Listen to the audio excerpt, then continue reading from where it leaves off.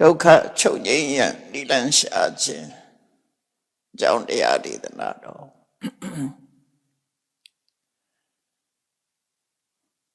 မြတ်စွာဘုရားရဲ့အဆုံးအမတရားတွေကဆင်းရဲဒုက္ခအဆုံးသတ်ဖို့ဆိုတဲ့ဥတည်ချက်ဟာဒါအဓိကထားတာပဲဖြစ်တယ်ဒုက္ခဆိုတာရှားထားတဲ့ဘဝကိုရည်ညွှန်းပြီးတော့ပြောတာရှားထားတဲ့ခန္ဓာကိုဒုက္ခလို့ခေါ်တယ်အဲ့ဒုက္ခကိုလူတွေကအများစုကဒုက္ခလို့သဘောမပေါက်တာပေါ့နော်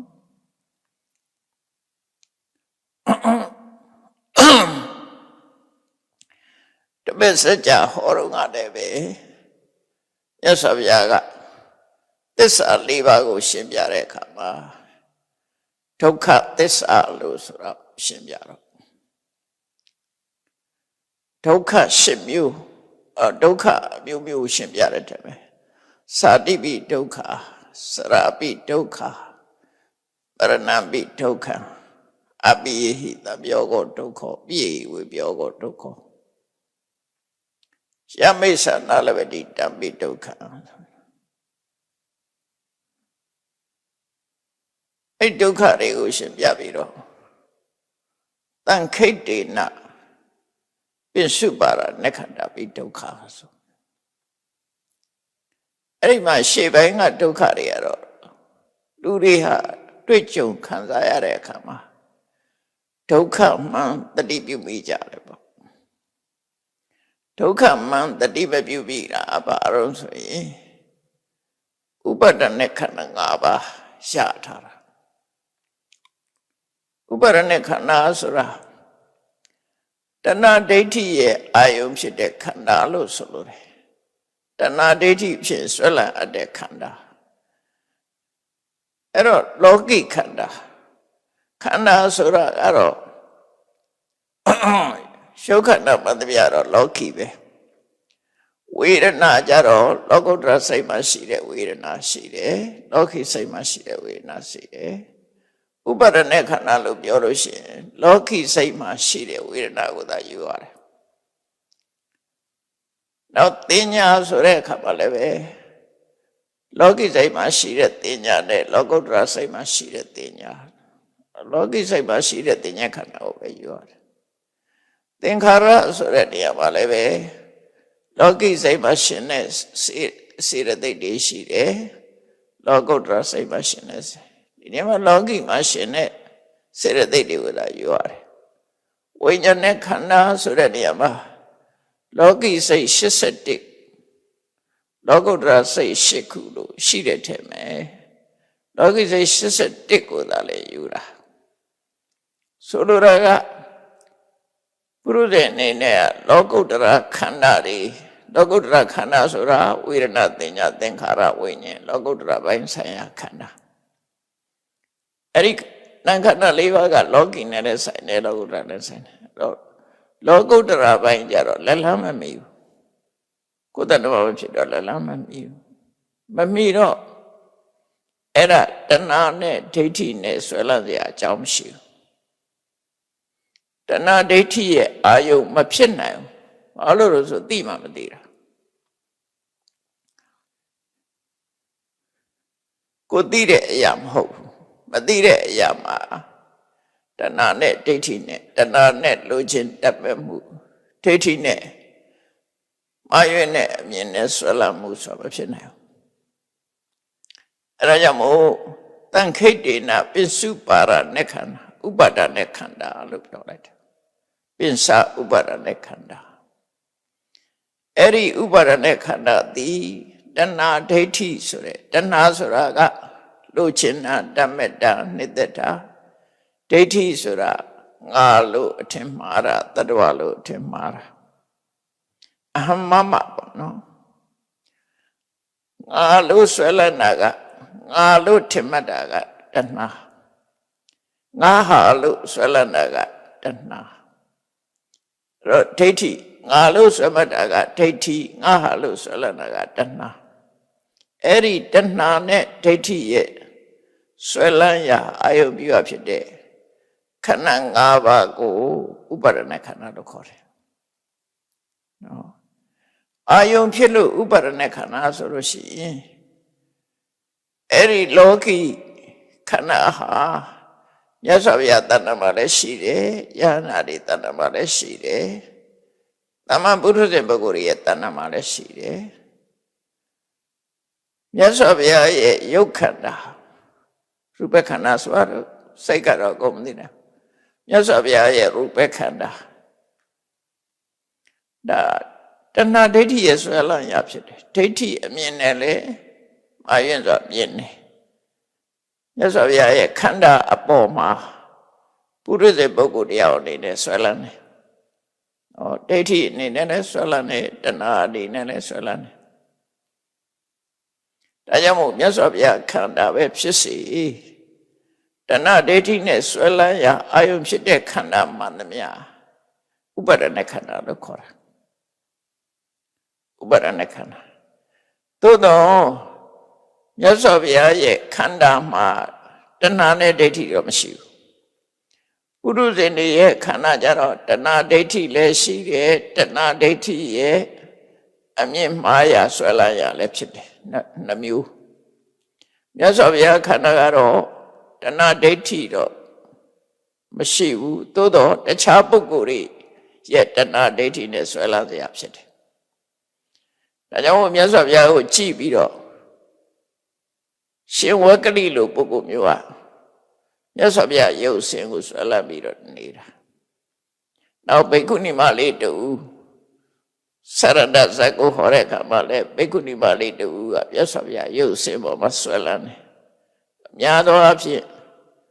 တဏှာဒိဋ္ဌိမခင်သေးတဲ့ပုဂ္ဂိုလ်တိုင်းဟာမြတ်စွာဘုရားရဲ့ရုပ်ဆင်းပေါ်မှာဆွဲလန်းကြတယ်သောရိယတထေသာကယန္နာဖြစ်တဲ့ရှင်ကစီရဲ့ခန္ဓာကိုဆွဲလန်းတယ်အဲ့တော့တဏှာနဲ့ဒိဋ္ဌိကသောရိယတထေသာရဲ့တဏ္ဍာမှာဖြစ်တာအဲ့ဒီတဏှာဒိဋ္ဌိရဲ့အာယုံကယန္နာဖြစ်တဲ့ရှင်ကစီရဲ့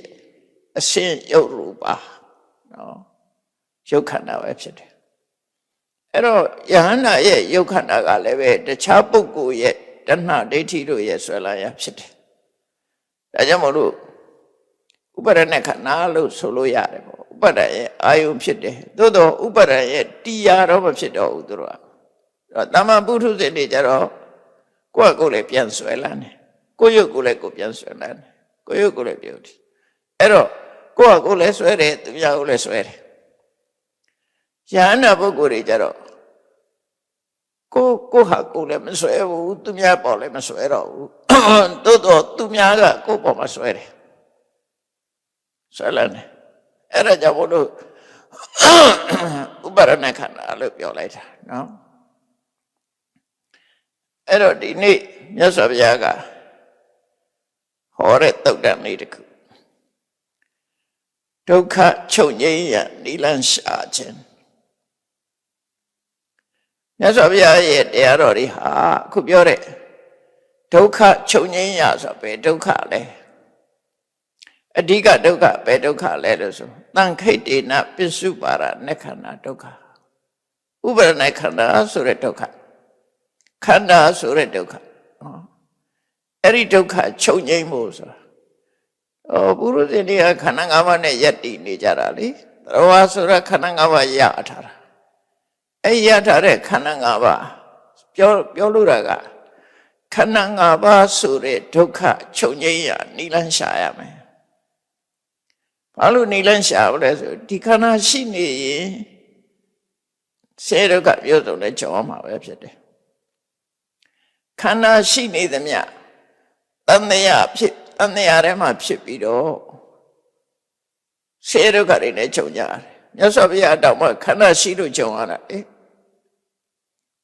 မြတ်စွာဘုရားကြုံတဲ့ဒုက္ခသိတဲ့ဒုက္ခမဟုတ်ဘူးလမ်းကြထဲမှာရှောင်တိတ်လို့မရအောင်ဆင်းနဲ့တိုက်တက်ခံရတယ်လေသမားတွေဆေလွတ်ပြီးပြစ်ထခံရတယ်ကြောင်းပေါင်းဆင်ပြီးတော့ခြားတာခံရတယ်အမျိုးစုံပဲယန္နာတွေလည်းအဲဒီလိုဒုက္ခခံရတယ် မာရတစ္ဆနိယသုတ်ပါဆိုရင်ကကုတ္တနာမြတ်စွာဘုရားရဲ့လက်ရတော်ရဝိတုရဆိုတဲ့ယဟန်တော်ဟာမြတ်စွာဘုရားနဲ့ဆုံးကလိုက်ရင်မနက်ကကလေးတွေပူပြီးတော့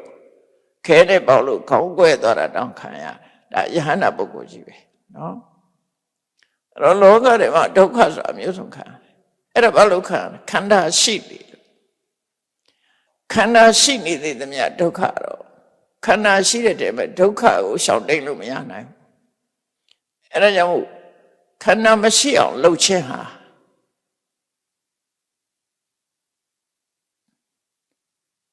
ခန္ဓာမရှိအောင်လှုပ်ခြင်းဟာဒုက္ခကိုဆုံးသတ်ခြင်းပဲဖြစ်တယ်ခန္ဓာမရှိမှဒုက္ခဆိုတာငြိမ်းမှဖြစ်တယ်ခန္ဓာရှိနေရင်နည်းနည်းလေးရှိနည်းနည်းဒုက္ခပဲဆိုပါစို့တရားဓမ္မကျင့်တဲ့အခါမှာရုပ်ခန္ဓာတွေမရှိတော့ဘူးနာမ်ခန္ဓာ၄ပါးပဲရှိတယ်ဆိုတဲ့အရူပဖြစ်မှာတွေနာမ်ခန္ဓာရှိနေသေးတော့ကြောင့်သူတို့လည်းဒုက္ခမလွတ်ဘူးတခါအသိဉာဏ်ပြပါကြီးဟာခန္ဓာတစ်ခုသာရှိတယ်ရုပ်ခန္ဓာတစ်မျိုးတည်းသာရှိတယ်အဲ့ဒါရှိသည့်အတွက်ကြောင့်သူလည်းဒုက္ခဆင်းရဲဒုက္ခဆိုမလွတ်ဘူးလုံးဝမရှိမှဒုက္ခဆိုအလုံးမှဖြစ်တယ်ခန္ဓာလုံးဝမရှိမှဖြစ်ဒုက္ခဆိုလွတ်တယ်အဲ့ဒါကြောင့်မို့မြတ်စွာဘုရားနိလန့်ပေးတာလေးကိုနားထောင်ကြည့်အောင်ဒီသုတ်ကပရိဝိမန္တနာသုတ်လို့ခေါ်တယ်သုတ်တဆိုတာ discourse ပေါ့မြတ်စွာဘုရားဟောတဲ့ဒေသနာပါပဲနိလန့်ပေးတဲ့ဒေသနာလမ်းညွှန်ပြတဲ့ instruction ပေါ့နော်ဒုက္ခချုပ်ငြိမ်းရန်နိလန့်ရှာတယ်ဆိုဘယ်လိုရှာမလဲဆိုပြောတော့အဲ့ဒီသုတ်တန်လေးကိုဘာသာပြန်ပြီးတော့ရှင်းလင်းဟောကြမယ်နော်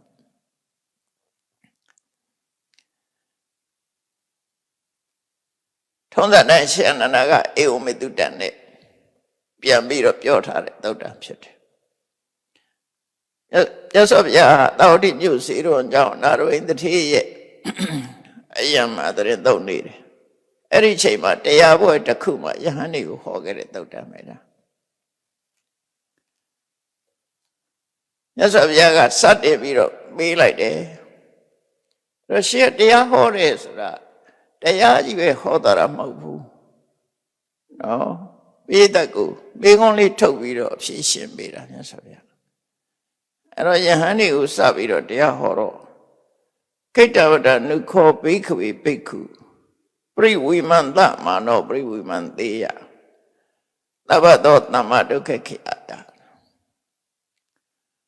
လုံးဝဒုက္ခချုပ်ငြိမ်းရန်အတွက်ဘယ်တိုင်းတာနဲ့ဒီလန်းရှာတဲ့လေအတိုင်းတာဘယ်လောက်ထိဘယ်လိုနီးနဲ့ဒီလန်းရှာရမလဲနီးလန်းတော့ရှာရမှာမရှာလို့ရှိရင်ဒီနီးလန်းနဲ့မတွေ့နိုင်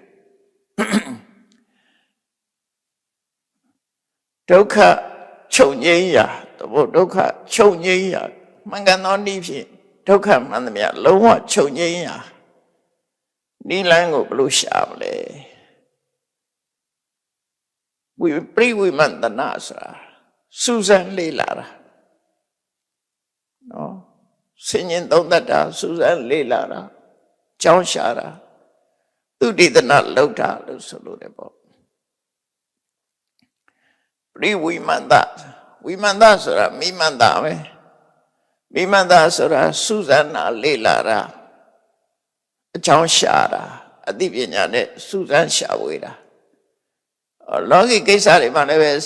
နိလန်းတို့ရှာနေကြတာပဲလေရုပ်ဝတ္ထုတွေဘက်မှာနိလန်းရှာကြတော့အမျိုးစုံတွေ့တာပဲသိပ္ပံလို့ခေါ်တဲ့ရုပ်ပိုင်းဆိုင်ရာတွေကလည်းဒါနိလန်းရှာထားတာလို့ခေါ်တယ်သူတို့နိလန်းရှာတာပဲအဲ့တော့လေနိလန်းရှာတဲ့ပညာရ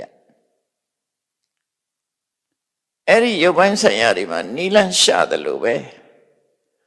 ဆင်းရဲဒုက္ခချုပ်ငြိမ်းဖို့ဆိုတာလေနိလန်းရှာရမယ်တဲ့ဘယ်တိုင်းတာနဲ့ရှာကြမလဲဘယ်လိုရှာမလဲလို့မြတ်စွာဘုရားယဟန်ကိုမေးလိုက်တဲ့အခါကျတော့ယဟန်ကလျှောက်တယ်တပည့်တော်တို့ဓမ္မအတိတွေဟာ မြတ်စွာဘုရားကိုမြတ်ဖျားခန္ဓာဖြစ်ပါတယ်မြတ်စွာဘုရားစီကဆင်းသက်လာတာဖြစ်တယ်မြတ်စွာဘုရားသာလင်အာကိုအာရအခြေခံရဖြစ်ပါတယ်ဒါကြောင့်မို့မြတ်စွာဘုရားမေးတဲ့ဒီမေခွန်းရဲ့အဖြေကိုမြတ်စွာဘုရားကိုယ်တိုင်ပဲတာဝန်ယူပြီးတော့ဖြေရှင်းပေးပါမြတ်စွာဘုရားဟောတဲ့အခါမှာသူတို့နာယူမှတ်သားကြပါမယ်လို့ရှမ်းနေရလို့ပြန်လျှောက်တာမေးလိုက်တဲ့ဒုက္ခချုပ်ငြိမ်းရနိလန်ဘယ်လိုရှာကြမလဲလို့ဆိုရှာဝန်ရှာနည်းကိုအရှင်ဘုရားပဲရှင်းပေးပါဆိုတော့မြတ်စွာဘုရားကရှာဝန်ရှာနည်းကိုဟောတာအဲ့ဒါလေးကိုမှတ်သားဖို့အဲ့တော့ဒုက္ခရှာပုံတွေကပဋိစ္စသမုပ္ပါဒ်ကိုဥတည်ပြီးတော့မြတ်စွာဘုရားဒုက္ခရှာပုံကိုရှာပြတာဘယ်လိုရှာတော့လို့ဆိုလောကမှာဒုက္ခဆိုအမျိုးမျိုးဖြစ်တယ်အဲ့ဒုက္ခအမျိုးမျိုးဖြစ်တဲ့ထဲမှာကျန်တဲ့ဒုက္ခတွေပြောမနေနဲ့အများကြီးပဲနော်ကျန်တဲ့ဒုက္ခတွေမပြောနဲ့တော့အများကြီးပဲကောင်းကြိုက်တာတွေဖြားတာတွေနားတာတွေဒါတွေသတ်ထားလိုက်လောကမှာကြုံတွေ့ရတဲ့စိတ်ဆင်းရဲစရာတွေမကျေနပ်စရာတွေအစမပြေတာတွေအဲ့ဒုက္ခတွေအများကြီးရှိတယ်ပဲမြတ်စွာဘုရားကအိုခြင်းဆင်းရဲနဲ့သိခြင်းဆင်းရဲအိုခြင်းဒုက္ခနဲ့သိခြင်းဒုက္ခစရမရဏအဲ့ဒီအိုခြင်းနဲ့သိခြင်းဆိုလောကမှာဖြစ်ပေါ်လာတယ်ဖြစ်နေတယ်ဟုတ်တယ်လူတိုင်းတနေ့ကျတော့ကြုံတွေ့ရတယ်တချို့ကကြုံတွေ့နေပြီတချို့ကကြုံတွေ့ရလက်တန့်တချို့ကကြုံတွေ့ပြီးနေပြီလူငယ်လူရွယ်တွေကကြုံတွေ့ရလက်တန့်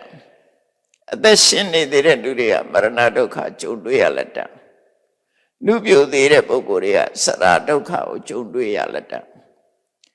ဘုန်းကြီးတို့တွေကအခုစရဒုက္ခကြုံတွေ့နေရပြီမရဏဒုက္ခကကြုံတွေ့ရလက်တန့်အိုခြင်းဆင်းရဲသိခြင်းဆင်းရဲအဲ့ဒီဒုက္ခဆိုလောကမှာဘယ်သူမှမရှောင်လွဲနိုင်တဲ့ဒုက္ခတစ်ခုဖြစ်ပေါ်နေတယ်တဲ့အဲ့လိုဖြစ်တဲ့အခါမှာစဉ်းစားလိုက်ပါနော်နိလန်စဉ်းစားရမှာဘာစဉ်းစားရမလဲဆိုဣတံနုခောဒုက္ခံကိဏိဒာနဒီဒုက္ခဘာကိုအကြောင်းခံပြီးဖြစ်လာလဲဘာကြောင့်ဖြစ်လာဘယ်ကနေပြီးတော့မြစ်ဖြားခံလာတယ်ဒီဆင်းရဲဒုက္ခဘယ်ကနေစပြီးမြစ်ဖြားခံလာတယ်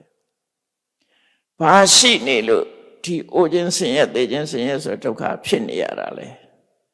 ဘာမရှိဘူးဆိုရင်စရဒုက္ခအရဏဒုက္ခမဖြစ်ဖဲရှိမလဲဒါစဉ်းစားခိုင်းတယ်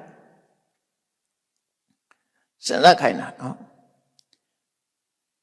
စရမရဏဆိုတဲ့ဒုက္ခသည်ဘယ်အမြစ်ဖြားခံလာတယ်လဲ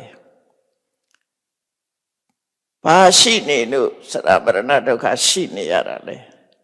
ဘာမရှိတော့ဘူးဆိုရင်စရမရဏဒုက္ခမရှိတော့ဘူးလေစဉ်းစားလိုက်တဲ့အဲ့ဒီလိုစဉ်းစားလိုက်လို့ရှိရင်အဖြေထွက်လာလိမ့်မယ်။အော်ဒီအိုခြင်းဆိုတဲ့ဒုက္ခသိရခြင်းဆိုတဲ့ဒုက္ခဟာသာတိနိဒာနမွေးဖွားခြင်းကိုအကြောင်းခံလာတာပဲဖြစ်တယ်။မွေးလို့အိုတာလေဖြစ်လာလို့အိုတာပဲလေလူရင်အိုတာလားဆိုမဟုတ်လေအပွင့်နေအသီးတွေကြည့်ပေါ့ပန်းလေးတစ်ပွင့်ဆိုလို့ရှိရင်ပထမဆုံးကအဖူးလေးဖူးလာတယ်အဲ့ဒီဖူးလာပြီးတော့နောက်အပွင့်လေးဖြစ်လာအဲ့ဒီအပွင့်လေးဖြစ်လာတဲ့အခါမှာတဖြည်းဖြည်းရက်လာပြီးတော့အပွင့်လေးကနွမ်းပြီးကြွေကျသွားတာဒါလူသဘာဝနဲ့တူတူပဲဘာမှမထူရှင်းလာတာစရကြွေကျသွားတာမရဏအသီးဆိုလဲအဲ့တိုင်းပဲအသီးကင်းလေးဖြစ်လာတယ်အသီးလေးစတင်လာတယ်စသည်ပဲနောက်တကတဖြည်းဖြည်းရင့်လာတယ်မဲ့တယ် ကြွေးကြသွားတယ်အဲ့ဒါအကယ်၍သာပန်းလေးကမပွင့်ဘူးဆိုရင်နွမ်းစရာမရှိဘူးအသီးလေးတစ်ခုကမသီးဘူးဆိုရင်မဲ့ပြီးတော့ကြွေးကြစရာမရှိဘူးလူဘဝမှာမမွေးဖွားခဲ့ဘူးဆိုလို့ရှိရင်လူအိုလူမင်းဖြစ်မှာမဟုတ်ဘူးလူသေးဖြစ်မှာမဟုတ်ဘူးအဲ့မွေးဖွားခြင်းအကြောင်းပဲဒီလိုစဉ်းစားခိုင်းတာဒါစဉ်းစားလို့ရတယ်လေဘယ်သူပဲဖြစ်ဖြစ်စဉ်းစားကြည့်ဒါအမှန်ကန်ပဲဝိဖွာလာလို့ဆိုမလွဲတဲ့စဉ်းစားနည်းအဲ့ဒါကိုနီလန်းရှာကြည့်တာနော်နီလန်းရှာအဲ့ဒါလို့သိမယ်သိပြီးတော့ဒီအိုခြင်းသိခြင်းဆိုတဲ့ဒုက္ခဟာအိုခြင်းသိခြင်းဆိုတဲ့ဒုက္ခကိုလည်းသူသဘောပေါက်တယ်ဘာကြောင့်အိုခြင်းသိခြင်းဖြစ်ရတယ်ဆိုတဲ့အကြောင်းတရားကိုလည်းသဘောပေါက်တယ်အိုခြင်းသိခြင်းချုပ်ဆုံးရမယ်ချုပ်ဆုံးခြင်းရဲ့အကြောင်းကိုလည်းသဘောပေါက်တယ်ချုပ်ဆုံးမှုနိလန့်ကိုလည်းသဘောပေါက်တယ်သစ္စာလေးပါပဲဒါအထူးဘူးလေစရမရဏကိုသိတာဒုက္ခသစ္စာကိုသိတာဒုက္ခသစ္စာစရမရဏကိုသိတယ်စရမရဏဖြစ်ကြောင်းတရားကိုသိတယ်သမုဒိယသစ္စာကိုသိတယ်စရမရဏချုပ်ငြိမ်းခြင်းကိုသိတာនិရောဓသစ္စာကိုသိတယ်စရမရဏချုပ်ငြိမ်းကြောင်းအကျင့်ကိုသိတာမဂ္ဂသစ္စာကိုသိတာအဲ့ဒီလမ်းကြောင်းအတိုင်းနဲ့ပฏิပန္နောဟောဒီအဲ့ဒီလမ်းကြောင်းတိုင်းလျှောက်ဘယ်လမ်းကြောင်းလို့ဆိုစရမရဏនិရောဓသရုပ္ပခမိနိပฏิပဒါမဂ္ဂရှိပါလမ်းကြောင်းပဲလေဝိပဿနာတရားအထုတ်ခိုင်းတာဝိပဿနာတရားအထုတ်ရင်ဘယ်လိုထုတ်ရမှာတော့ကိုကျင့်သီလနဲ့ပြည့်စုံအောင်လုပ်လိုက်အမဝါစာသမံကမ္မန္တသမအာစီပါအဲ့ဒီပုံမှာအခြေခံပြီးတော့ကြိုးစားသမာဓိစိတ်တည်ငြိမ်အောင်ကြိုးစားသမဝါယာမသမတတိသမသမာဓိစိတ်တည်ငြိမ်လာတဲ့အခါအမှန်ကိုစဉ်းစားလို့အမှန်သိလာတဲ့သမဒိဋ္ဌိနဲ့သမသင်္ကပ္ပ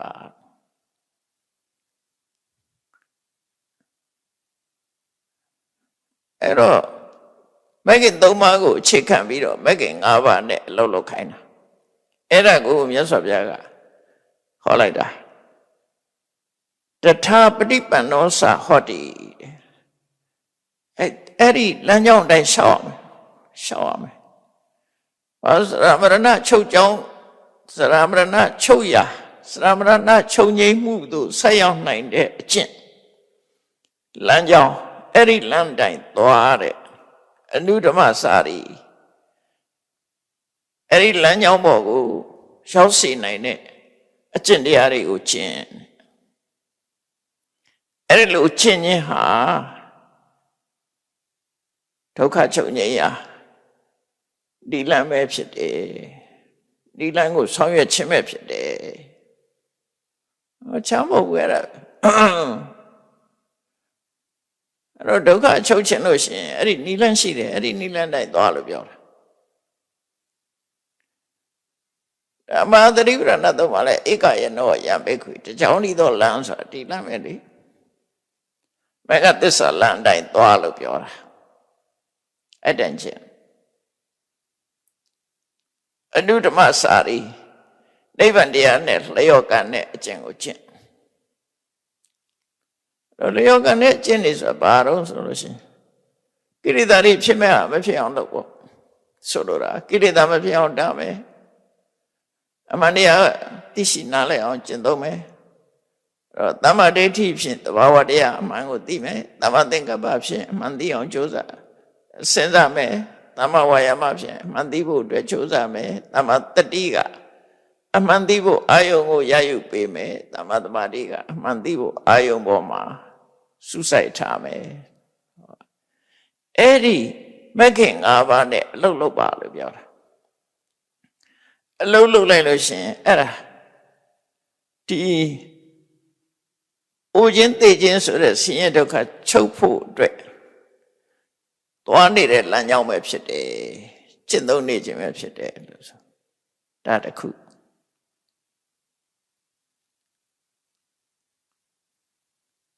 နောက်တနည်းစဉ်းစားပုံကိုတစ်ခါပြောပြနေပြန်ဆိုဗျာဒီနည်းနဲ့သွားလဲရောက်တယ်ဆိုလိုတာကနိဗ္ဗာန်ဆိုတာဝင်ပေါက်တွေအများကြီးရှိတယ်ဘာနဲ့တူတော့ဆိုရင်ပင်လယ်စိတ်ကမ်းကြီးနဲ့တူတယ်ပင်လယ်စိတ်ကမ်းကြီးတဲ့ဝင်ဖို့စိတ်ကမ်းတွေအများကြီးရှိတယ်လမ်းကြောင်းတွေအများကြီးရှိတယ်မြို့ကြီးတစ်မြို့တည်းသွားဖို့ရအတွက်လမ်းကြောင်းတွေအများကြီးရှိတယ်အခုခေတ်ဆိုပိုများတယ်လေးလမ်းဘက်ကသွားမလားကုန်းလမ်းဘက်ကသွားမလားရှေးလမ်းဘက်ကသွားမလားဟုတ်လားတော့နိဗ္ဗာန်ဆိုတာလေသဗ္ဗတောပပ္ပံဆိုတာဘယ်ကသွားလို့ရတဲ့နေရာတွေကြီးပဲကောင်းအဲ့တော့ဒါဒီလိုစဉ်းစားတာတနည်းတစ်ခုပေးလိုက်ပြီးတော့အထပရံပရိဝိမန္တမာနောပရိဝိမန္တတိလေအဲ့နောက်တစ်မျိုးစဉ်းစားအောင်မယ်ဆိုရင်စဉ်းစားနောက်တစ်မျိုးနီလန်းရှာဘယ်လိုရှာမလို့ဆိုဇာတိကြောင့်ဆိုတာမရဏဖြစ်တယ်ဆိုတာသူအဖြစ်ထုတ်ထားပြီးပြီဒါဖြင့်ထပ်စဉ်းစားပါအဲ့ဒီဇာတိကရောဘာကြောင့်ဖြစ်တာလဲဆက်စဉ်းစားပါအဲ့ဒီဇာတိကရောဘာကြောင့်ဖြစ်လာတာလဲလောကမှာမွေးဖွားရခြင်းကတော့ဘယ်ကိုမြစ်ဖြားခံလာတယ်လဲဘယ်အရာဘယ်အကြောင်းတရားမရှိရင်ဇာတိမရှိဘူးလေဘယ်အကြောင်းတရားရှိနေလို့ဇာတိဆိုတာရှိနေရတာလဲဘယ်အကြောင်းတရားမရှိဘူးဆိုရင်ဇာတိမရှိတော့တာလေလို့စဉ်းစားလိုက်ပါတဲ့စဉ်းစားလိုက်တဲ့အခါသူအဖြေရလာမယ်ဒါပြိဿသောဘာနဲ့သွားတာဇာတိဘာကြောင့်ဖြစ်တာတော့ဇာတိဘဝနိဒာနာ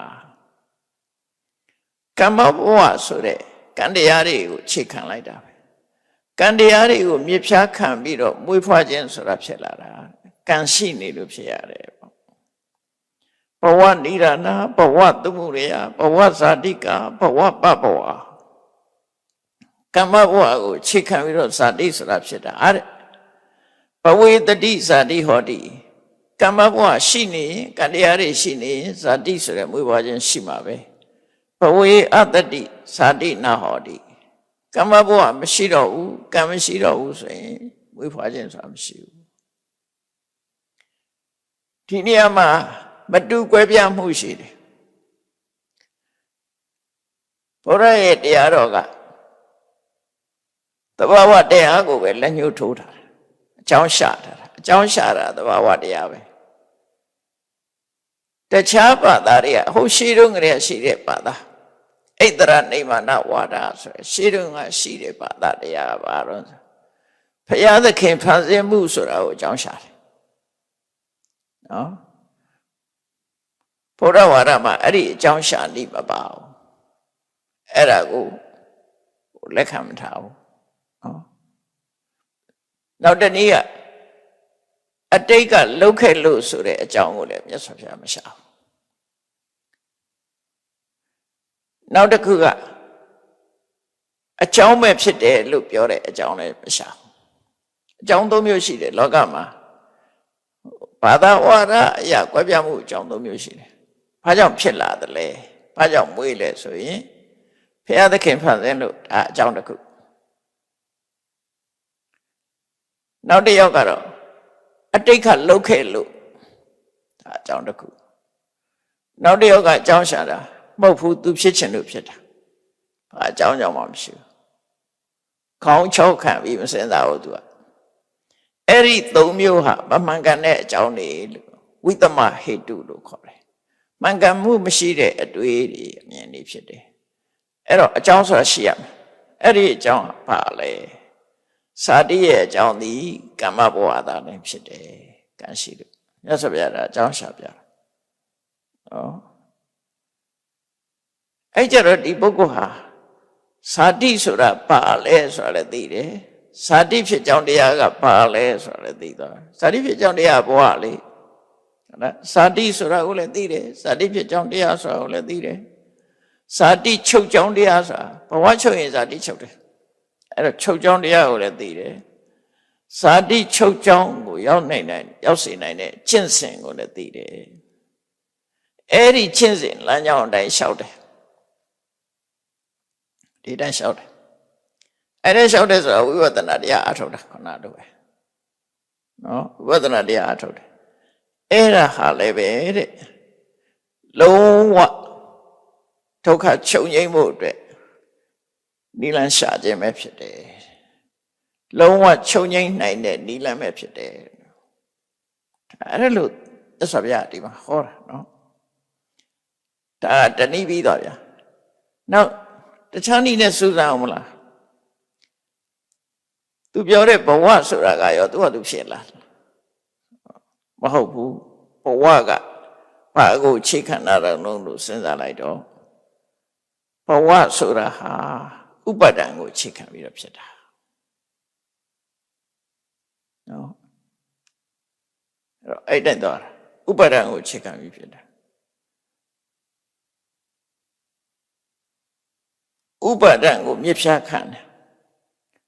ဥပါဒနာဆွဲလမ်းမှုရှိနေသေးလို့ဘဝဆိုတာရှိတာဆွဲလမ်းမှုရှိနေသေးလို့ဘဝဆိုတာရှိတယ်ဆွဲလမ်းမှုမရှိဘူးဆိုရင်ဘဝဆိုတာမရှိဘူး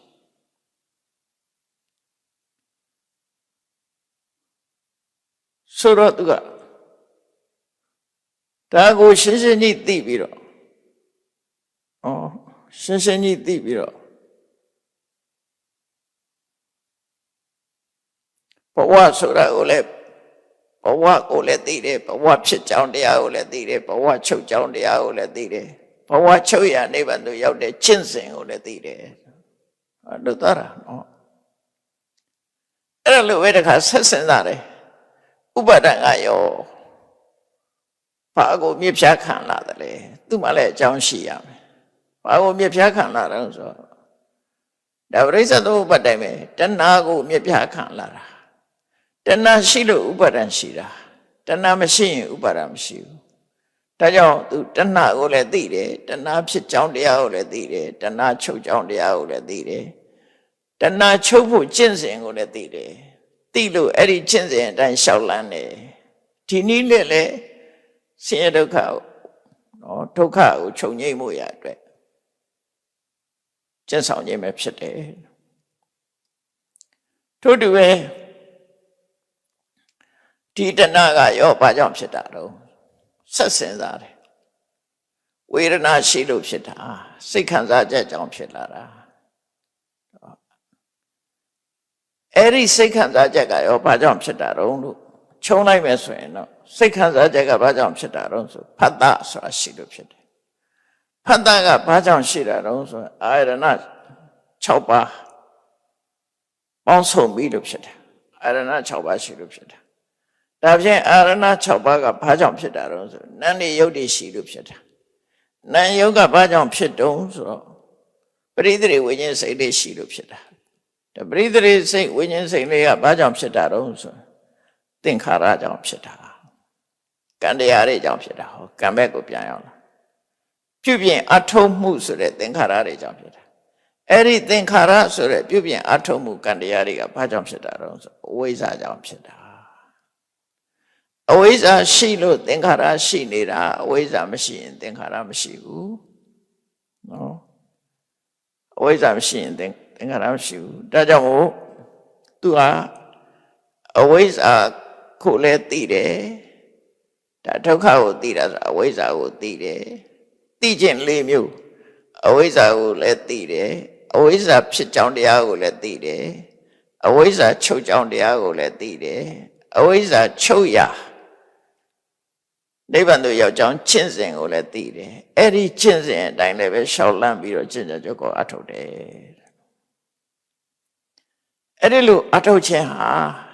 ဒုက္ခချုပ်ငြိမ်းရနိလန်းရှာအထုတ်ခြင်းပဲဖြစ်တယ်ဒုက္ခတွေကိုရှာပြတာနော်ပရိစ္ဆေသမုပ္ပါဒ်နဲ့ရှာပြလိုက်တာ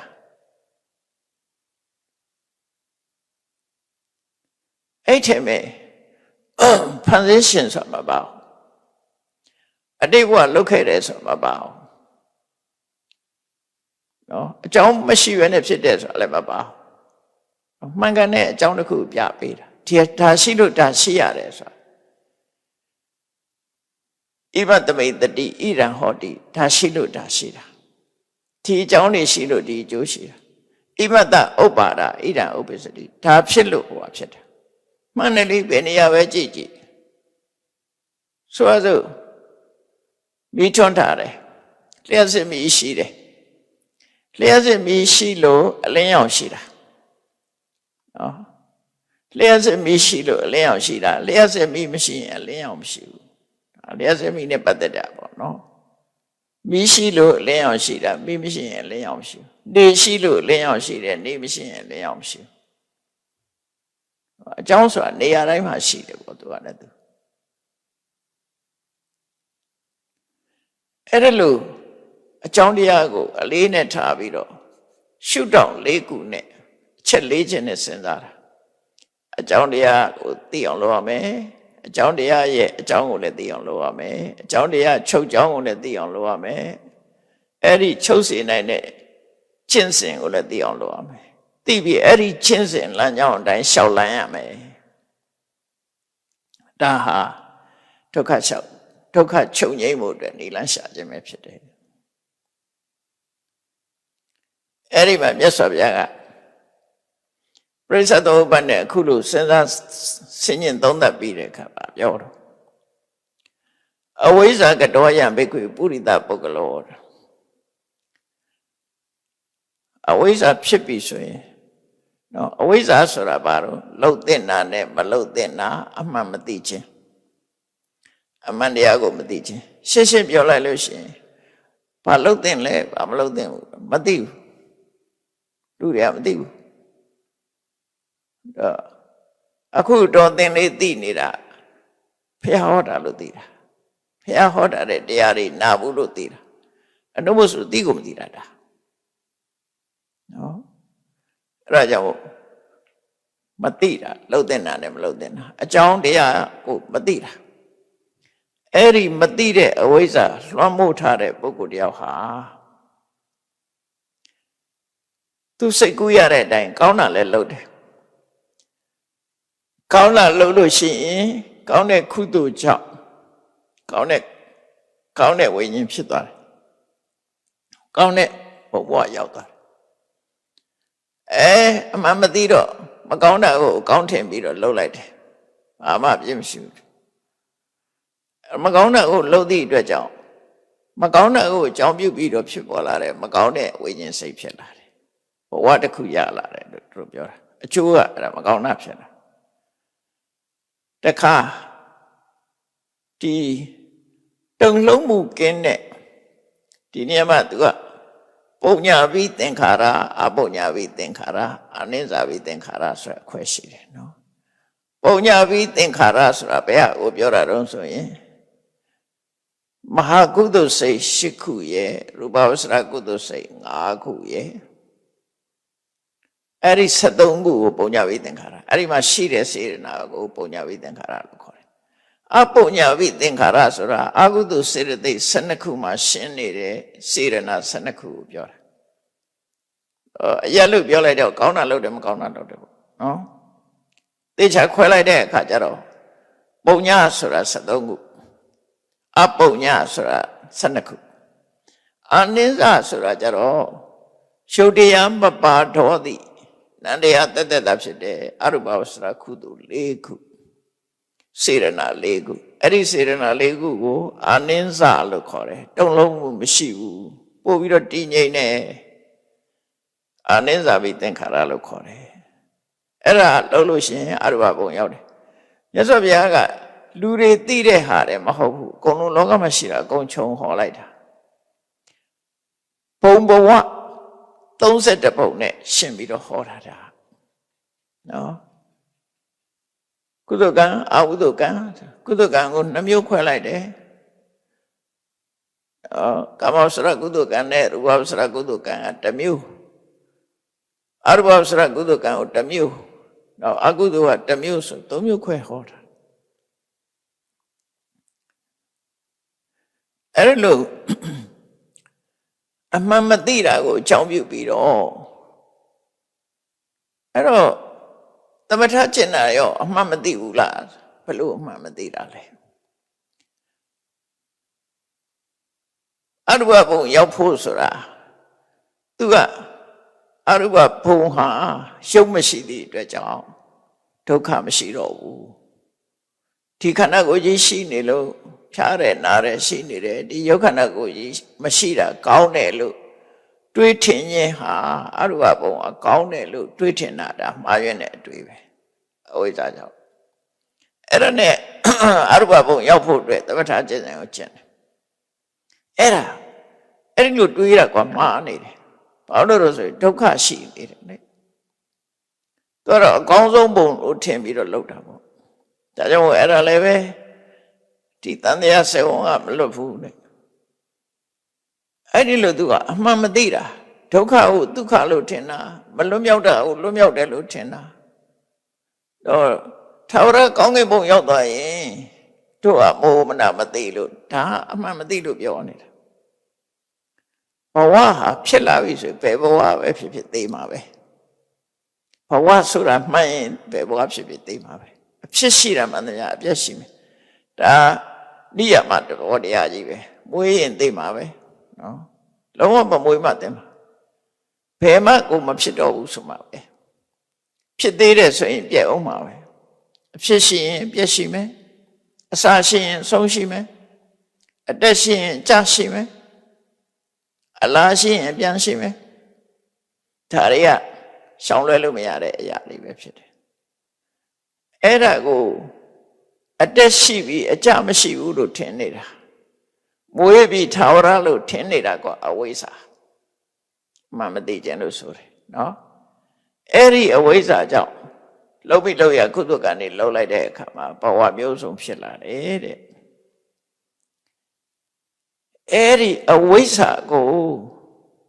တရားအသိနဲ့ရှင်းပြလိုက်တယ်ရှင်းပြလိုက်ပြီးအမှန်သိတဲ့ဝိဇ္ဇာဉာဏ်ရလာဟိန္ဒူဝါဒတွေမှာအဝိဇ္ဇာဆိုတာပြောတာတော့ပြမကြီးကဖန်ဆင်းတယ်လို့သိလို့ရှိရင်အဝိဇ္ဇာတဲ့ပြမကြီးကဖန်ဆင်းမှမသိတာအဝိဇ္ဇာနော်သူတို့ပြောတယ်ဝိဇ္ဇာအဝိဇ္ဇာအဲ့ဒါပြမကြီးကသူ့ကိုဖန်ဆင်းတယ်လို့မသိလို့ရှိရင်အဝိဇ္ဇာသိရင်ဝိဇ္ဇာဒီဘုရားရဲ့တရားတော်ကဘာလို့ဆိုရင်သစ္စာလေးပါးကိုမသိတာအဝိဇ္ဇာသစ္စာလေးပါးကိုသိရင်ဝိဇ္ဇာသစ္စာလေးပါးဆိုတာအကြောင်းနဲ့အကျိုးအကြောင်းမှန်အကျိုးမှန်ဒါကိုသိတာတန်တရားထဲမှာဖြစ်တာပဝတ္တိသစ္စာပဝတ္တိဟေတုဖြစ်ခြင်းရဲ့အကြောင်းနောက်တစ်ခုကနိဝတ္တိဟေတုတန်တရားကနေပြီးထွက်ခွာခြင်းရဲ့အကြောင်းနိဝတ္တိဟေတုအဲ့ဒီလေးခုကိုမသိတာအဲ့ဒါမသိတာပါအဝိဇ္ဇာလို့ခေါ်တယ်အဲ့ဒီအဝိဇ္ဇာပျောက်သွားပြီနော်အဲ့ဒီအဝိဇ္ဇာပျောက်သွားပြီဝိဇ္ဇာဆိုတဲ့အသိဉာဏ်ဖြစ်လာပြီနော်အဝိဇ္ဇာပျောက်ခြင်းဝိဇ္ဇာအသိဉာဏ်ဖြစ်လာတဲ့ပုဂ္ဂိုလ်တယောက်တည်းသူလုပ်တဲ့ကုသိုလ်ဟာကုသိုလ်မဖြစ်တော့အကုသိုလ်ဟာလည်းအကုသိုလ်မဖြစ်တော့အနိစ္စပြီဆိုတဲ့သင်္ခါရလည်းပဲမဖြစ်တော့ဘာလို့လဲဆိုကုသိုလ်အကုသိုလ်ဆိုတာဟာမသိတဲ့ပုံမှာအခြေခံပြီးလုပ်လို့ဖြစ်တာနော်ကံတရားတွေမဖြစ်တော့ဘူးလို့ဆိုလို့တယ်ယန္နာအဝိဇ္ဇာပျောက်သွားပြီးဝိဇ္ဇာဖြစ်တဲ့ဆိုတာယန္နာဖြစ်တာကိုပြောတာယန္နာဖြစ်သွားလို့ရှိရင်ယန္နာပုဂ္ဂိုလ်တယောက်ရဲ့တဏ္ဍမှာအကျိုးပေးမဲ့ကံတရားမဖြစ်တော့ဘူးလို့ဆိုလို့တယ်မျိုးစိတ်မကြတော့ဘူးနော်ဘာနဲ့ဥပမာတူတော့ဆိုရင်တပင်ဟာလေပွင့်လို့ခေါ်ကြတာပေါ့အဲ့ဒီလေပွင့်နေပွင့်လာလို့ရှင်လေအဲ့ဒီအပွင့်ကမသိတဲ့မသိဘူးတခါပွင့်နေတဲ့အပွင့်နေပွင့်နေတဲ့အချိန်မှာရေတောင်မြစ်ကိုဖြတ်လိုက်တယ်ဖြတ်လိုက်တဲ့အခါမှာဒီပွင့်ပြီးသားအပွင့်နေကအသိမလိုက်တော့အသိမဖြစ်တော့အဲ့ဒါလိုပဲကိလေသာကိုပယ်လိုက်လို့ရှိရင်အဲ့ဒီအပွင့်နေကအသိမသိတော့အဲ့လိုဆိုလို့ရပေါ့နော်အသိမသိတော့အဲ့လိုအသိမသိတာကိုပြောတာကုသိုလ်ကံကိုလည်းမပြုဘူးအကုသိုလ်ကံကိုလည်းမပြုဘူးပုံညာဝိသင်္ခါရကိုလည်းမပြုဘူးအပုံညာဝိသင်္ခါရကိုလည်းမပြုဘူးအနိစ္စဝိသင်္ခါရကိုလည်းမပြုဘူးသူဆိုလို့တဲ့နော်ကံတရားတွေကမဖြစ်လာတော့ဘူးအပွင့်မြတာရပ်သွားတယ် အတိအထိအောင်မရောက်တော့ဘူးလို့ဆိုလို့ဘာဖြစ်လို့ကိလေသာအမြစ်ကပြတ်သွားတဏှာမပါဘူးဒိဋ္ဌိမရှိတော့ဘူးဆွဲလန်းမှုတွေမရှိတော့အဲ့ဒါကြောင့်မလို့အဲ့ဒီကုသိုလ်ကိုလည်းအာမထုတ်တော့အကုသိုလ်လည်းအာမထုတ်တော့လောကမှာဘယ်ရကိုမှမဆွဲလန်းတော့ဆွဲလန်းနေဆိုတာဘာတော့တဏှာဒိဋ္ဌိရဲ့ဒိဋ္ဌိနဲ့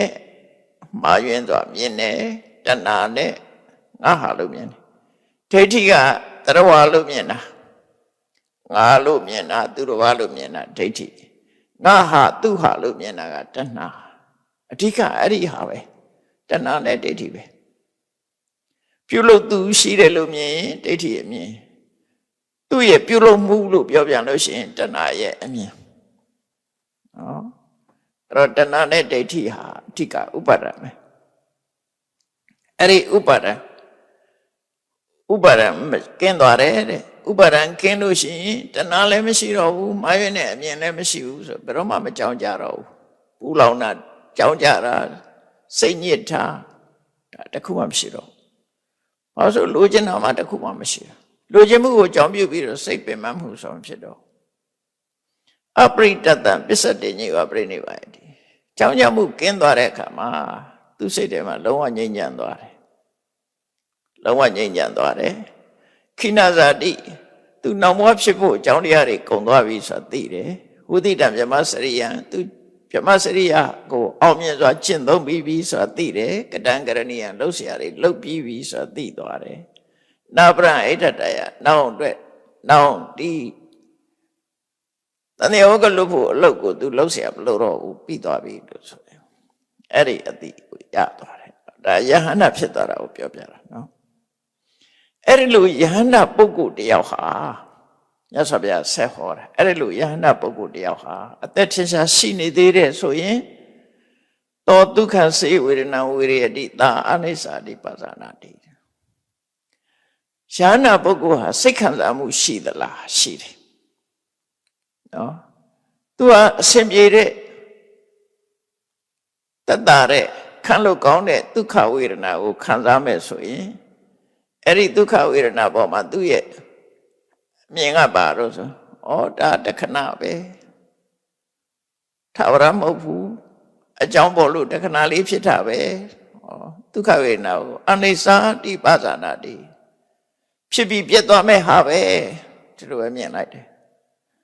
နော်ဒုက္ခဝေဒနာနဲ့တွေးလို့ရှိရင်ဩဖြစ်ပြီးပြတ်သွားမှာပဲအနိစ္စတိတံဆွဲလန်းနေစရာမလိုဘူးလို့သိတယ်အနာဘိနန္တိပါဇာနာတိဘာမှနှစ်သက်စရာမရှိဘူးဒုက္ခဝေဒနာပေါ်မှာအဲ့လိုဆင်ញင်သုံးသပ်တာတော့တဏှာအမရှိတော့ဘူးလေတဏှာမဖြစ်တော့တခါဒုက္ခစေဝေဒနာဝေရတိဆင်းဒုက္ခရောက်တယ်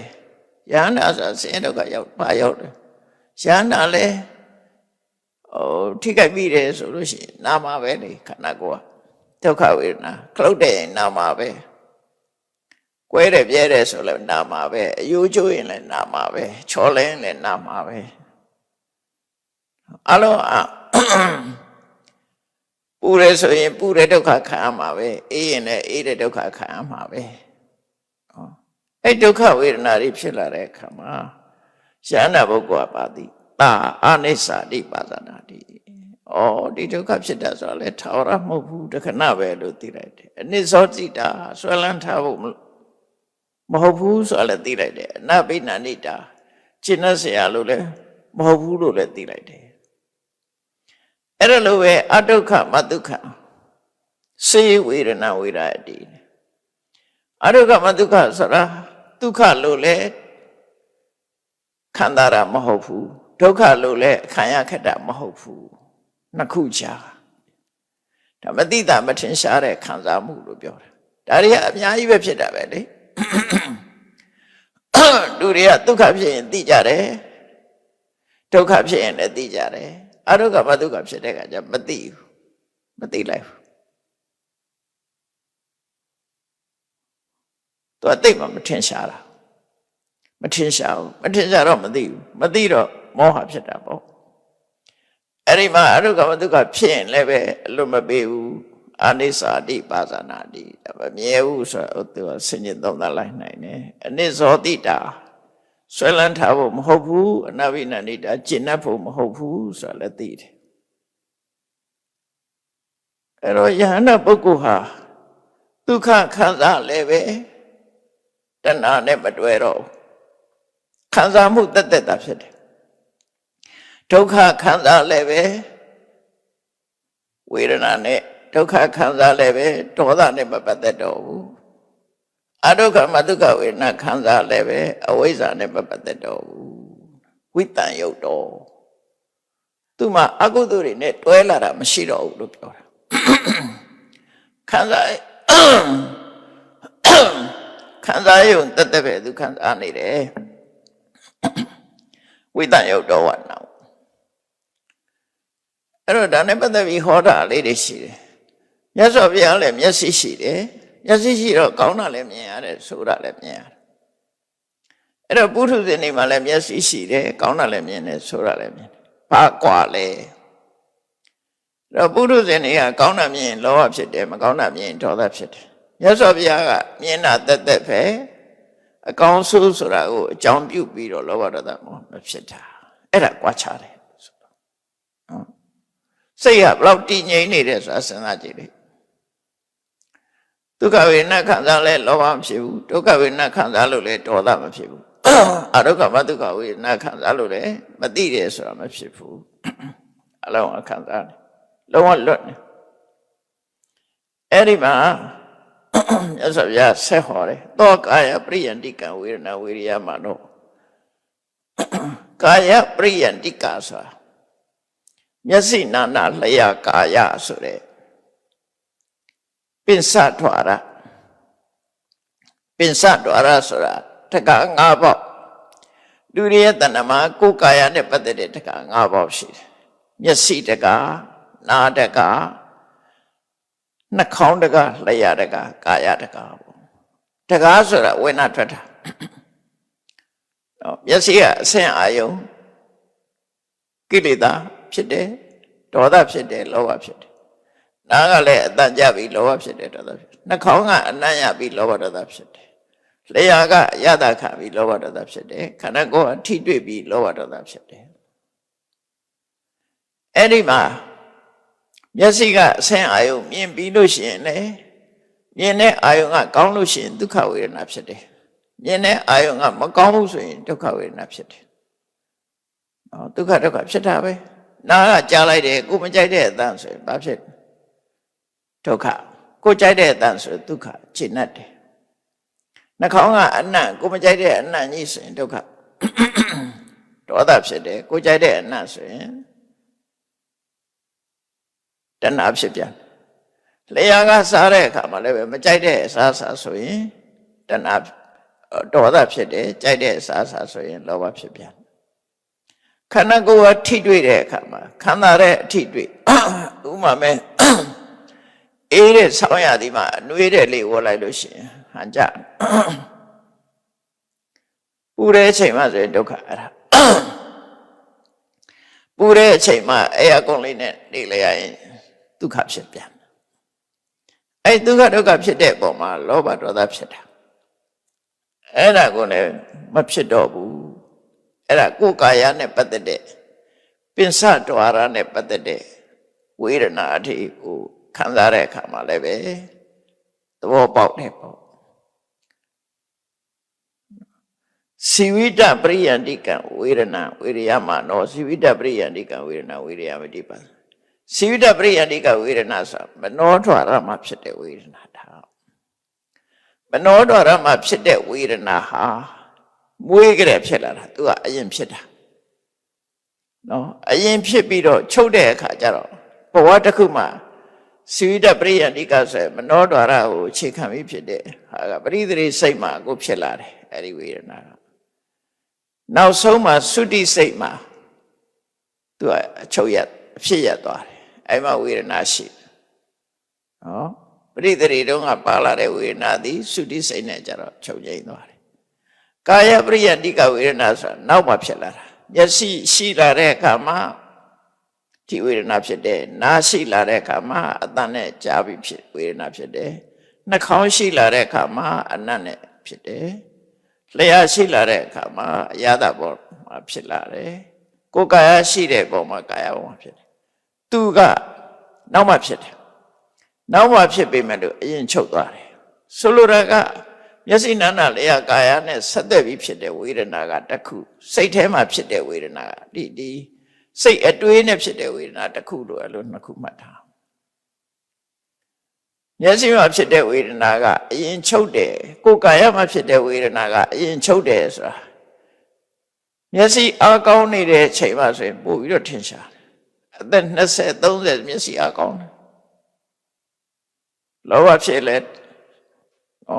ထက်ထက်တန်တန်ကြီးဒေါသဖြစ်လဲထက်ထက်တန်တန်အဲ့ချိန်မှာအသက်30 40 50လောက်ကြာတဖြည်းရော့လာ60ကြာတော်တော်ရော့သွားသက်80 80ကြာတော့သူကမဟုတ်တော့မျက်စိကလည်းပြုနေအောင်ကြည့်တော့သိပဲမဟုတ်တော့နားလည်းပဲမကြားချင်တော့ဘယ်တော့ပါဆိုတာငယ်ကြောင်ငယ်နာတွေပြောတဲ့ခါကျမမှတ်မိဘူးစိတ်ခံစားချက်တွေရော့သွားအဖိုးကြီးမဲကြီးဖြစ်သွားရင်စိတ်ခံစားချက်ကရော့သွားတယ်အဲ့ဒါကာယပရိယတိကဝေဒနာကနောက်မှဖြစ်ပြီးတော့အရင်ချုပ်သွားတာသူကအရင်ရော့ပါသွားတယ်တက်ကြီးလာလို့ရှိရင်မှတ်မိတော့ဘူးမမှတ်မိတော့ဘူးအဲ့လိုတွေဖြစ်လာထက်သန်မှုတွေအားနေသွားတယ်အဲ့တော့စီဝိတပရိယတိကဆိုတော့သူကတော့ရှိနေတယ်သေပြီဆိုတော့မှနောက်ဆုံးသုတိစိတ်မှာနှလုံးသားထဲမှာဖြစ်ပြီးတော့ချုပ်သွားတယ်အဲ့ဒါသူကတော့သေပြီဆိုရင်သေကနေခံရတဲ့ဒုက္ခမှာဆိုရင်ပြင်းပြင်းထန်ထန်ခံသွားတယ်သေတဲ့အခါမှာပြင်းပြင်းထန်ထန်ခံသွားတယ်သူက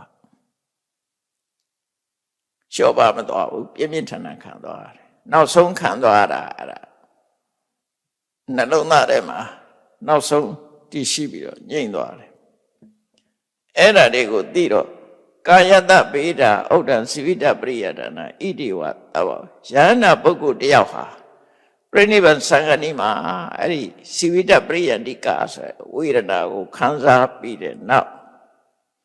အဲ့ဒီဝေဒနာတွေအားလုံးဟာငြိမ့်သွားတယ်နော်ငြိမ့်သွားပြီးတော့တရိရလို့ဆိုတဲ့ body ထက် body ကြီးပဲကျန်တော့တယ်ကျန်တာတွေကုန်ငြိမ့်သွားတယ်စိတ်ခံစားမှုတွေကုန်ငြိမ့်သွားပြီလို့ဆိုလို့တယ်အသိစိတ်တွေလည်းငြိမ့်တာပဲဒါပေမဲ့ဝေဒနာကိုဥတည်ပြောတာဝေဒနာတွေလုံးဝငြိမ့်သွားပြီဥပမာဘာနဲ့တူတော့ဆိုရင်အိုးဖုတ်တဲ့လူဟာအိုးဖုတ်တဲ့ဖိုးတွေကနေအိုးတွေကိုအပြင်ထုတ်ပြီးတော့တန်းစီပြီးတော့ချထားလိုက်တဲ့အခါမှာပထမတော့မကင်နိုင်လောက်အောင်ပူတဲ့အဲ့ဒီအိုးတွေကဖိုးတွေကနေဆွဲထုတ်လာတဲ့အခါမကင်နိုင်လောက်အောင်ပူတယ်တဖြည်းဖြည်းနဲ့မြေပေါ်မှာရေကြီးပေါ်ချပြီးစီးထားတဲ့အခါတဖြည်းဖြည်းနဲ့အေးသွားတယ်နော်တဖြည်းဖြည်းနဲ့အေးသွားတယ်နောက်အိုးပဲကျန်တော့တယ်အပူမရှိတော့ဘူးအဲ့ဒါလိုပဲရှန္ဒပုဂ္ဂိုလ်ရဲ့နောက်ဆုံးအချိန်မှာဆိုလို့ရှိရင်တဲ့ဘောရီကြီးပဲကျန်တော့တယ်စိတ်ခံစားချက်တွေအလုံးချုပ်သွားပြီအပူတွေအလုံးချုပ်သွားပြီလို့ဒါမြတ်စွာဘုရားအဲ့လိုဥပမာပေးထားတာနော်တရိဒာနိဝသိတ္တတိတိပသနာတိဘဝကိုအဲ့လိုသိတာအဲ့တော့ဒီနေရာမှာမြတ်စွာဘုရားကဒီကုန်းချုပ်အနေနဲ့မေကုန်းနေထုတ်လိုက်တယ်ယဟန်တွေကိုပို့ရှင်းအောင်လို့တန်ခိမိစ္ဆဒဘိက္ခုငါပြောမဲ့စကားကိုဘယ်လိုယူဆသလဲတိုက်တယ်လို့ဖြေပေါ့တန်ခိမိညထဘယ်လိုမှတ်ထင်ကြသလဲအာသောကင်းกว่าယဟန္တာပုဂ္ဂိုလ်ဟာပုံညာဝိသင်္ခါရအပုံညာဝိသင်္ခါရအာနိစ္စဝိသင်္ခါရဆိုတဲ့ကုသိုလ်အကုသိုလ်သင်္ခါရတွေကိုသူလှုပ်သေးတယ်လို့မင်းတို့ထင်ကြလားဆိုမထင်ပါဘူးဖေ။ဒါဖြင့်သင်္ခါရတွေအလုံးချုပ်သွားလို့ရှိရင်သင်္ခါရချုပ်ခြင်းကြောင့်ဝိညာဏဆိုတာရှိသေးတယ်လို့မင်းတို့ထင်ကြသေးလားမထင်တော့ပါဘူးဖေ။အဲဝိညာဏမရှိတော့ဘူးဝိညာဏချုပ်သွားတယ်ဆိုရင်နာမရူပရှိသေးတယ်လို့မင်းတို့ထင်ကြလားမထင်ပါဘူးဖေ နာမရူပချုပ်သွားပြီနာမရူပမရှိတော့ဘူးနာမရူပချုပ်သွားတယ်ဆိုရင်သလယရဏအာရဏ6ပါးရှိသေးတယ်လို့မင်းတို့ထင်လားမထင်ပါဘူးဗျာအာရဏ6ပါးချုပ်သွားတယ်နော်ဖတ်တာချုပ်သွားတယ်ဆိုရင်ဖတ်တာချုပ်တာကိုကြောင်းပြုပြီးတော့ဝေဒနာရှိသေးတယ်လို့ထင်ကြသေးလားမထင်တော့ပါဘူးဗျာအဲ့တော့ဝေဒနာဟာအကျွမ်းမဲ့ချုပ်သွားပြီးတော့ဝေဒနာအကျွမ်းမဲ့မရှိတော့ဘူးဝေဒနာလုံးဝချုပ်သွားတယ်ဆိုရင်တဏှာရှိသေးတယ်လို့ထင်သေးလားမထင်ပါဘူးဗျာဒါဖြင့်တဏှာမရှိတော့ဘူးတဏှာလုံးဝချုပ်သွားပြီဆိုရင်ဥပါဒံရောဖြစ်အောင်မလို့ထင်သေးလားမထင်ပါဘူးဗျာဥပါဒံကလည်းလုံးဝချုပ်သွားပြီလုံးဝမရှိတော့ဘူးဥပါဒံနေချုပ်သွားပြီဆိုရင်ဘဝဆိုတဲ့ကမ္မဘဝရှိသေးတယ်လို့ထင်သေးလားမထင်ပါဘူးဗျာတဲ့သဗ္ဗသောဝပန္နဘဝေအတ္တိဘဝဆိုတာအချင်းခတ်သိမ့်လုံးဝမရှိတော့ဘူးဘဝနိရောဓဘဝချုပ်ငြိမ့်သွားပြီဆိုလို့ရှိရင်အပိနုခောဇာတိပညာဣထာမွေးဖွားခြင်းဆိုတာရှိသေးတယ်လို့ဗျာမှတ်သလားမရှိပါဘူးမမှတ်ပါဘူးဗျာဇာတိလုံးဝချုပ်သွားဇာတိလုံးဝမရှိတော့ဘူးဇာတိချုပ်သွားတယ်ဆိုရင်စရမရဏဆိုတဲ့ဩရသေးတာရှိသေးတယ်လို့ထင်မလားဆိုမထင်ပါဘူးဗျာမိငုံနေထုတ်ပြီးဖြေခံလိုက်တာအရှိကအကြောင်းတရားတွေချုပ်သွားရင်အကျိုးတရားလုံးဝချုပ်တယ်အဲ့ဒီမှာမြတ်စွာဘုရားကဏိဂုံးချုပ်ပြီးတော့သာဓုသာဓုဘိက္ခွေကောင်းတယ်သာဓုသာဓုဘိက္ခွေယဟန်တို့သူတို့ဖြေလိုက်တာကိုမြတ်စွာဘုရားကောင်းတယ်ဟုတ်တယ်ဧဝမိတ္တဘိက္ခွေငါပြောတဲ့အတိုင်းပဲတဲ့ဒီတိုင်းပဲတဲ့ဒါတခုချုပ်သွားရင်နောက်မရှိတော့ဘူးဆိုသိကြတယ်နေတံအညထာတခြားနည်းနဲ့မဖြစ်ဘူးတဲ့ဒါပဲတဲ့နော်တလွဲမဟုတ်ဘူးငါပြောတဲ့အတိုင်းပဲမှန်တယ်တတ္တေထမေတံဘိက္ခွေတိမုစ္စတာတဲ့ငါစကားကိုမင်းတို့ယုံကြတဲ့နှလုံးချပြီးတော့ငါပြောတဲ့အတိုင်းမှတ်တာယုံငါစကားကိုယုံကြငါပြောတဲ့အတိုင်းသေချာပေါက်ဆိုတာကိုမင်းတို့လက်ခံကြအတိမုစ္စတာဆုံးဖြတ်ထားကြနေခင်ခါဟောထနေပြီကိစ္စဒီချက်နဲ့ပတ်သက်ပြီးမင်းတို့တန်တရားတွေဘာမှမဝင်နဲ့တဲ့ဧသေဝန္တောဒုက္ခတာဒါဟာဒုက္ခရဲ့အဆုံးသတ်ပဲဖြစ်တယ်ဆိုရတာနိဗ္ဗာန်ဆိုတာကိုရှင်းပြသွားတာနော်အဲ့တော့ဒုက္ခချုပ်ငြိမ်းရနိလန့်ရှာတယ်ဆိုတာဒီနိလန့်နဲ့ပဲသွားမှဒါလုံးဝဒုက္ခချုပ်ငြိမ်းမှာဖြစ်တယ်ဆိုတာကိုထင်ရှားပြလို့ရင်ပဲဖြစ်တယ်ပေါ့ဒါနိရဏဝက်ကတန်ရုံမှလာတဲ့ပရိဝိမန္တတုတ်မှာပရိဝိမန္တနာတုတ်မှာမြတ်စွာဘုရားရှင်းလင်းဟောကြားတဲ့တရားတော်ပဲဖြစ်တယ်ဒီလိုဏိဂုံးချုပ်မှာငါပြောတာကိုရှုံညလက်ခံညတန်တရားမထားကြနဲ့လို့ပြောတာဒီတသုတ်ပဲတွေ့ဘူးသေးတယ်နော်ရှိကောင်းရှိမယ်ဒါပဲဒီတသုတ်မတမထင်ရှားတယ်ပြောငါပြောတာလက်ခံညငါပြောတဲ့အတိုင်းပဲလုံးဝမလွဲဘူးမင်းတို့ငါပြောတာယုံညလက်ခံညဒါဟာဒုက္ခရဲ့အဆုံးသတ်ပဲဒုက္ခချုပ်ငြိမ်းရမယ်လမ်းစဉ်ပဲလို့ဆိုပြီးမြတ်စွာဘုရားရှင်းလင်းဟောကြားတာဖြစ်ပါတယ်တရားချစ်ခင်သူတော်စင်ပြိဿပေါင်းတို့မြတ်ဝရိဆုံးမဖြစ်တဲ့ပရိဝမန္တနာသုတ်တံမှာဟောပြောဆုံးမထားတဲ့အချက်တွေဟာဘဝတစ်ခုရဲ့အကြောင်းတရားတွေကိုသိရှိနားလည်ပြီးတော့အစစ်အမှန်ဒုက္ခချုပ်ငြိမ်းမှုရာအတွက်နိလန်းကိုစူးစမ်းရှာဖွေတဲ့လမ်းစဉ်ကိုမြတ်စွာဘုရားရှင်းလင်းဟောကြားတာဖြစ်လို့ဘုန်းကြီးတို့တွေလည်းကိုယ်တဏ္ဍမှာရှိတဲ့ဆင်းရဲဒုက္ခတွေဆုံးသတ်ဖို့ဒီလမ်းကြောင်းကသွားရမှာဆိုတာကိုယ်စီမှတ်သားပြီးတော့ဝိပဿနာတရားကိုကြိုးစားအားထုတ်နိုင်ကြပါစေကုန်သတည်း